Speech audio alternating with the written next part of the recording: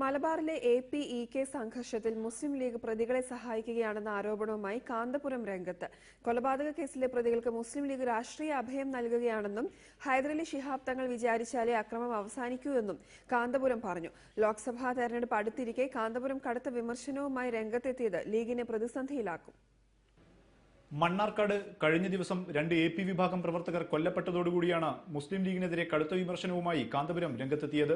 മലബാറിൽ തുടർച്ചയായി നടക്കുന്ന അക്രമങ്ങൾക്ക് പിന്നിൽ EK സമസ്തയാണെന്നും പ്രതികൾക്ക് മുസ്ലിം ലീഗ് രാഷ്ട്രീയ അഭയം നൽകുകയാണെന്നും കാന്തപുരം ആരോപിച്ചു. കുറ്റവാളികളെ സംരക്ഷിക്കാൻ ലീഗ് ശ്രമിക്കുന്നത് നിയമവ്യവസ്ഥയോടുള്ള വെല്ലുവിളിയാണ്. ഇത് ലീഗിന്റെ രാഷ്ട്രീയ ഭാവിയെ ബാധിക്കും.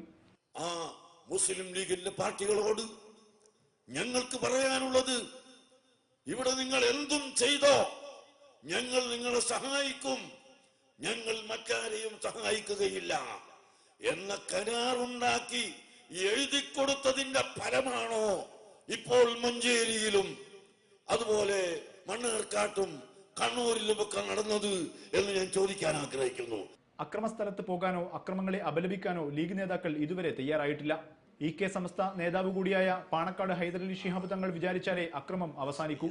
അതുകൊണ്ട് പാണക്കാട് ഹൈദരലി ശിഹാബ് തങ്ങൾ പറയണം ഇവിടെ സമാധാനം ഉണ്ടാവണമെന്ന്. അതെന്തുകൊണ്ട് പറയുന്നില്ല എന്നാണ് ഞങ്ങൾക്ക് ചോദിക്കാനുള്ളത്. അടുത്ത കാലത്തായി കാന്തപുരം വിഭാഗവുമായി അടുക്കുന്നതിന് മുസ്ലിം ലീഗ് നടത്തിവന്ന ശ്രമങ്ങൾക്കേറ്റ കനത്ത തിരിച്ചടിയാണ് കാന്തപുരത്തിന്റെ പ്രസ്താവന. ലോക്സഭാ തെരഞ്ഞെടുപ്പ് അടുത്തിരിക്കെ വീണ്ടും ഇടതുപക്ഷത്തേക്ക് കാന്തപുരം ചാഞ്ഞാൽ മുസ്ലിം ലീഗിനത് കൂടുതൽ തലവേദന സൃഷ്ടിക്കും. റിപ്പോർട്ടർ, കോഴിക്കോട്.